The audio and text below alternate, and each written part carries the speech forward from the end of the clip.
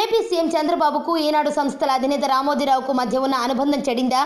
ఈనాడు పత్రిక టీడీపీ సర్కార్ను ఇరుకున పెట్టే ప్రయత్నం చేస్తోందా? బద్ధశత్రువులా భావించే వైఎస్ జగన్కు ఈనాడు బ్రహ్మరథం పడుతోందా? తాజా పరిణామాలు చూస్తుంటే అలాగే కనిపిస్తున్నాయి. టీడీపీ సర్కార్ అనుకూల వార్తలకు పేరు మోసిన ఈనాడు దినపత్రికలో ఇటీవల ప్రభుత్వాన్ని ఇరుకున పెట్టేలా వార్తలు వస్తుండటం ఇప్పుడు చర్చనీయాంశమవుతోంది.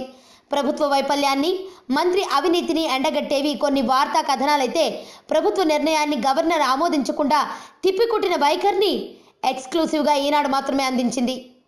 ఇదంతా చూసి టీడీపీ నేతలే నివ్వెరపోతున్నారు. మన పత్రికలో ఇలాంటివి తమకు వ్యతిరేక రాతలు వస్తున్నాయి ఏంటి అని అనుకుంటున్నారు. దానికి తగ్గట్లు ఇటీవలి కాలంలో వైసీపీకి ఆ పార్టీ జగన్ వార్తలకు ఈనాడులో ప్రాధాన్యం పెరిగిందనే వాదన కూడా వినిపిస్తోంది.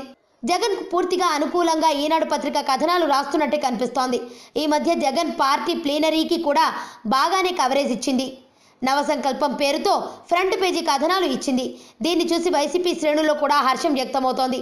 నిజానికి గతేడాదే జగన్ ఒక మెట్టు దిగి రామోజీని కలిశారు. రామోజీరావు కూడా ఇంకో మెట్టు దిగి జగన్ను ఆప్యాయంగా పలకరించారు. ఇంట్లో వాళ్ళందరినీ జగన్కు పరిచయం చేశారు. అప్పుడు ఉన్నపళంగా జరిగిన పరిణామం తెలుగు రాష్ట్రాల్లో తీవ్ర సంచలనం రేపింది. తెర వెనుక ఏం జరిగిందో తెలుసుకునేందుకు తెగ ప్రయత్నించారు.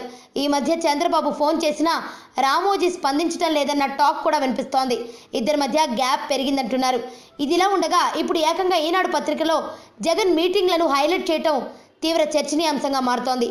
ఏదేమైనా ఈనాడు లాంటి సంస్థ చంద్రబాబుకు దూరంగా జరగటం, జగన్కు దగ్గరవటం చూస్తుంటే తెర వెనుక మంత్రాంగం చాలా పెద్ద ఎత్తునే జరుగుతున్నట్లు స్పష్టమవుతోంది. ఆరోగ్యవంతమైన జీవితం కోసం మనం పాటించాలి కొన్ని నియమాలని. చిన్ని చిన్ని చిట్కాలతో చింతలేని జీవితాన్ని ఎలా గడపాలి అనే దానికి వీక్షిస్తూనే ఉండండి మన ఆరోగ్యం యూట్యూబ్ ఛానల్. మరిన్ని ఆరోగ్య సూత్రాలకు సబ్స్క్రైబ్ చేసుకోండి.